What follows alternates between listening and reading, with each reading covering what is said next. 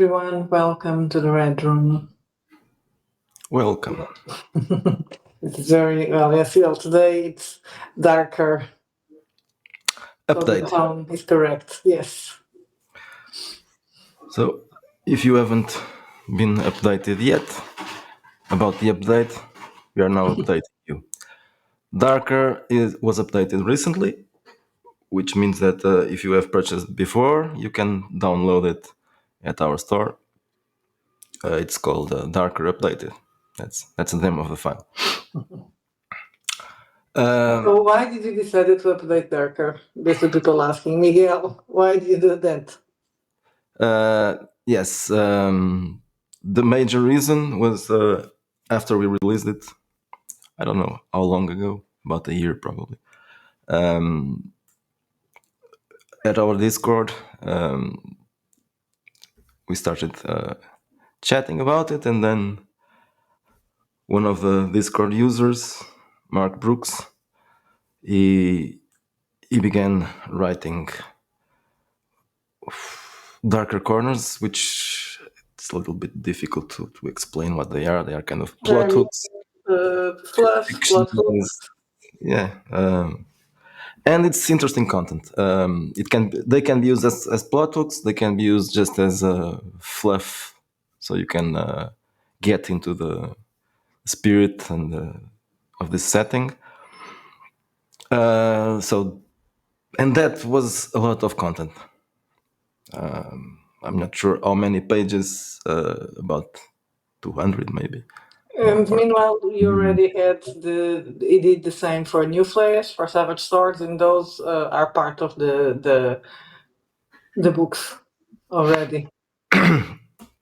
Yes, and there's another new thing because all the other red were updated with comic book pages, and this one has now a short comic introductory. And I have a cat looking at me. Okay, so the best thing is to show how it looks now. How many pages more? About 150 or 200. I'm not really sure. I can't remember how many were added. Okay, this is not the beginning. I have also did some minor rules updates as well, but that's not really the thing, the important thing here. So let's start by showing you the comic book pages. You also change the art, yes. Yes, no, it's not art. It's horrible stuff from. Well, soulless art makes sense for our book. The first one had the AI that looked like handmade illustrations. This is photorealistic. I think it works better for this specific setting. Mm-hmm. Okay, so these are the pages, the comic book pages. By Chris Villarosa, as usual. Yes, same style. For now, it's available in digital format, but after this, after I get the proof copy, there will be a print version at Lulu. So this is one of those darker corners. I didn't name them darker corners here. They have their each has one title. So you can see this is the kind of stuff that's about a page or two. Some of them are two pages. The book with this is darker has darker corners. It wouldn't sound very. Yeah. So each one has a title. As you can see by the beginning of the book, there's lots of stuff here. There's also a foreword. I think it might be useful to understand. Actually, there are two forewords, one by me and one by Mark. This can make it easier to understand how the game works thematically, not rules wise. Okay, this part is the same, except there's a little thing here that is also by Mark Brooks called Elohim. This will be eventually a supplement for Darker. It will be called Elohim, the Sons of God in a Fallen World. This is a different way of playing this game, with characters that are kind of not exactly good guys, but at least they are trying to do the work of God, I guess we can call it that. And unlike the original version, where you were playing normal people, at least Against expect normal cultists, that people. there is no good people. Yeah.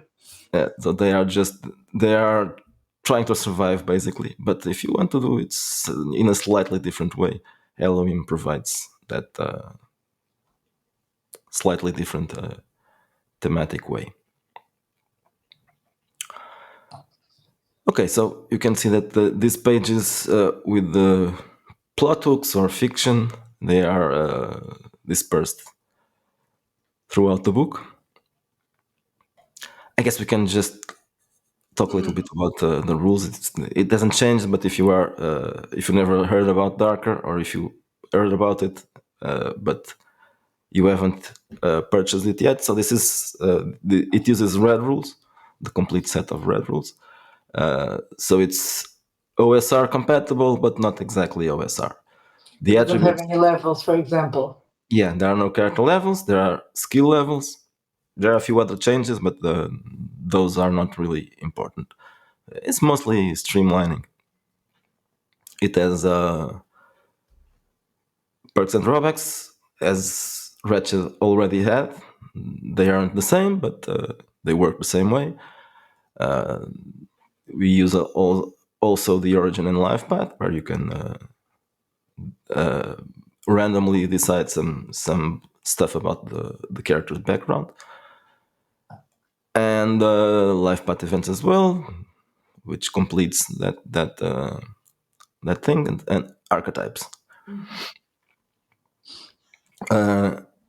In the full version of Red, there's lots of archetypes, unlike the new version, the micro Red, where we decided to just Keep keep it them. simple. Yeah, keep it simple. Here, but basically, archetypes are professions. In micro Red, archetypes are more like classes than professions. Now,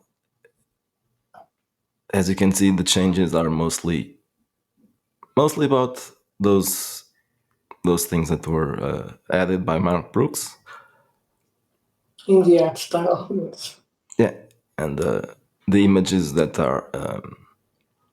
So you can play regular people, just the butcher or the supermarket, the cashier or something. But you can also have allegiances that are that can be related to the occult, or just intelligence agencies, or And I think we played both versions, right? We played regular people and we played agents, and I think in both ways someone died. same as in Red. And what's this? I've heard some noise here. No. I think we had I went out and back again. I think there was Oh, a connection issue. I was just checking if I was still sharing this. Okay, so the skills are the same as in Red. Exactly the same thing as in the other games. Magic exists in this world, in this setting, but it is ritual magic, as mostly in our games. I guess we can go. I was going to say when I fell out of that we played now both versions, right? When we were regular people, well, maybe not regular people because I think we were in Hollywood. Well, Weird. and we played, yes, well, not Hollywood but we were stars. And we also played agents, and in both ways, someone ended up dying. I think almost every time. Well, yes, this is probably the most lethal of our games. Not just because the characters don't have too many health points, and because even if they are agents, they are still regular people. They are just more prepared for violence. But also because the bad guys are particularly nasty. Not all of them, but there are very nasty adversaries. In this one, we used two versions of alignment. We used the original Sins and Virtues because I think that it can fit in this one. Though I prefer the newest thing, which is the path. In this case, well, the path, the name changes, but the way it works is always the same thing. Instead of having just a description about what your character usually behaves, like in most alignments, this is a path. So you get points for doing virtuous actions. Those are called virtue points. And then if you do something evil, you'll get taint points. And there's a scale, and you can go towards one of the sides or the other. So it goes from 0 to plus 30 or 0 to minus 30 if you are a bad person. This path has also influence in psychological resilience to horror and trauma. If you are virtuous, you are more resilient because you are virtuous, but if you are tainted, you are also more resilient because you are used to horror stuff. Okay, so let's go forward because this part here remains exactly the same. And what should I show besides this? Okay, so well, combat rules are meant to be Yes. simple and deadly, as Sylvia has already mentioned. Let's show a little bit of magic because in this game it's important. So in this one, I used different ritual, different schools. I can call it that, schools or traditions of magic. So these are basic rituals are for everybody, but then you have the different ways of handling magics. You have Cybermancer because this is a current day thing. Dream Magician, Necromancers, Pagans, Sex Magicians, Traditionalists, Ritualists, yeah, and Uranomancers. Although magics can be wizards, well, very powerful, magic is not automatic. So you need to perform a ritual. Though you can rush it, but by rushing it, it makes it easier to be corrupted. In this case, there's also corruption for magicians. If you fail your rolls, you can get these mental disadvantages and go insane. Okay, so about the adversaries, we mentioned it that we have nasty stuff. These are probably the least nasty, the cryptids. If you want to play something like the X-Files, I guess, or Conspiracy X style game, cryptids are dangerous, but they are not the most dangerous. You have humans, of course, then these are the least dangerous of all, and then supernatural beings. They have different levels of nastiness. The worst ones are in this chapter, the World of Darker. That's when we get into the juicy stuff about the setting. Mostly infernal foes. Not that you are supposed to be traveling to the netherworld, which is the well, hell basically. But it might happen, and if it happens, you will face the most dangerous of all demonic beings that can be archdemons, infernal spirits, or infernal entities. They are described here. So you have bad guys like Lucifer. That's not probably not something that you want to face. And also the archdemons. The archdemons are particularly bad. So you are probably not going to face them. You are going to face their their envoys, their servants, their cultists. But even those guys, they have some special powers that were granted by their patron devil. When including in each description, there are some plot hooks, and also, for example, here there's a stat block for a NPC that serves that archdemon, and with each one there's something like that. Not always NPCs, but always short plot hooks. Now, besides this, there's also a description of the netherworlds. If you want to play it rough, this will be the worst places to visit, because they are basically the turf of these demonic beings.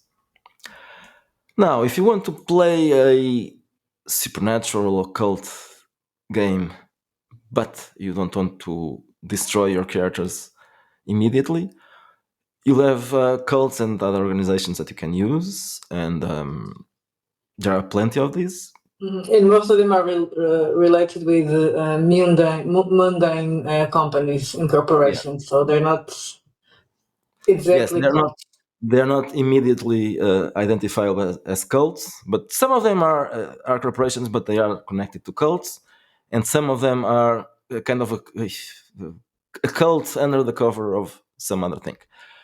I'm not going to delve into this because we've already talked about this, but you have plenty of stuff here to be explored and to use.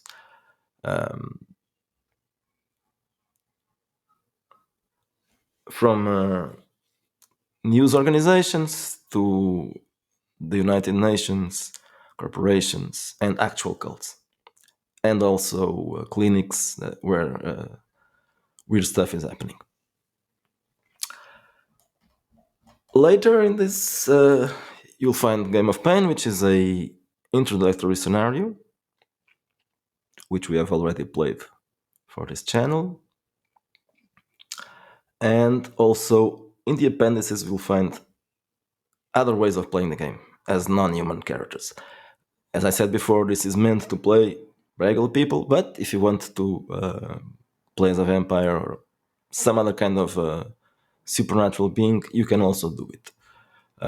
There are here rules for creating 3 different types that they are already described, but you can also use the perks and drawbacks, the specific perks and drawbacks for supernatural beings. You can create different creatures. The basic ones are children of the night, which are basically inspired by Cabal, Baal or Nightbreed. Nightbreed, yeah. They are the Nightbreed, basically, without that name. Vampires, which are obviously not normal vampires, and werewolves. And also some examples of styles of play, cinematic styles of play. So based on styles of movies. From the first one here, Demonic Possession, Giallo, always our beloved Giallo, Nunsploitation, Gore, etc., etc. And the new character sheet, in the first version, I used an uglier one. Okay, so I showed the most important things. Do you want to say something about Darker? We didn't. Well, buy it, play it. Yes. It's my favorite game because it's horror. Yeah, I'm a little bit divided in that. I have 2 favorite games: New Flesh and Darker. Yeah, I think for me, I'm too lazy to run New Flesh, so that's why I prefer Darker. Yeah, well, I also prefer running Darker, but because it's easier, especially if you are game mastering in English. Yes. For us, it's easier to run a current day game than a future noir, biotech, cybertech. It gets a little bit harder to. It's harder to describe things. Yeah, describe the things, the weirder things. In Portuguese, it would obviously be easier, but for me, it's always easier to run horror games. So it's if I had to pick one to run a game, I usually pick Darker, especially if it's without preparation. And in that case, it's Darker is the easiest one. But that's my preference as well as a game master. In terms of themes, this is very dark. Obviously, hence the name. It's also modern, uh, and when I say modern, I actually mean contemporary. It's supposed to be current day, unlike our previous horror game, Wretched Darkness, which is not quite. Hmm. You can play it nowadays, but I envisioned it a little bit more like the 1990s because there's more of an inspiration from World of Darkness, and I think it was their best time. The 90s was their best time. So I envision Wretched Darkness to be more of a 1990s or Hmm. early 2000s game. But Darker is supposed to be played right now. If you are, especially if you are using our descriptions and all that, it involves some things that are actually happening today, and I suppose that in the real world there's no supernatural influence, even if some of the people may have some weird ideas or weird concepts, but I don't really think they are serving demons. But in here they are. So lots of conspiracy theories are used here as, and here they are not conspiracy theories. They are the reality. I think it's gonna call it can be an uncomfortable game because of that. Maybe Yes, some yes. people don't want to deal. I'm not gonna say they're triggered, but I guess some people don't want to deal with. It's too close to reality. But at the same time, well, there's not a lot of contemporary modern horror games that are not woke. Yes, that's the problem. So So we can safely say that this one is the best modern day horror game because also the competition is not really too hard. exactly. It's possible that there are some non-woke games, but I find it very hard to believe that you can do a game and not be cancelled, a modern day horror game and not be cancelled, unless you make it a woke Mhm. horror. And like cult is right now. So this is the anti-cult basically. And we are going to play Cult later today. Yes, but we are not going to play with a woke game master, so I think it will No. be safe. Um, okay, so that's it. Obviously, this is not a game for everybody because I know that most people don't like horror and even less modern horror. But if you want to try a very dark and very mature horror game, and you don't mind making it a modern day horror game, then I think Darker might be a good choice for you. Mhm. And I need to get out of my lazy ass and write my two adventures because it's actually two. There's a second one that we talked about, so I need to start working on that. While you're not working on that, I can say that this is I guess this is an announcement. I haven't mentioned it before. I think that the next thing we are going to release. Well, I'm not sure if we are going to release it next because it might. There are two things already done. So Yes, Belle Epoque is done, right? He's waiting for Belle the Epoque is comic. done. Yeah, and also what? Uh, now I'm lost, but yes, No, something there's else. nothing else. No, yeah. No, That's okay. yeah. Right now It it's was only Darker that was waiting, yes. yeah. Orbital Decay, you already launched There's it. one thing already being done, but it's not finished. So that's the announcement. So the next thing we're going to release, very likely, unless Chris finishes those comics before, it will be Void Haven Outpost, Mhm. which probably didn't sell a lot. So anyway, it will be a micro red version of Void Haven Outpost. If you purchase it, if you are one of the few people that purchase it, you will get this one for free. If not, Well, I'll just give you a brief explanation of what it is. So it takes place in Ratchet Space setting, but to reduce the amount of information, it will make it easier. We decided to do a Babylon 5 style campaign, uh, which is Void Haven Outpost. It's a space station, a very large space station, where most of the factions in Ratchet Space are involved. And I was deciding what I was going to take from space to make a micro red game. It couldn't be the whole game because it's too much information. So I decided, yeah, Void Haven Outpost is probably the best one.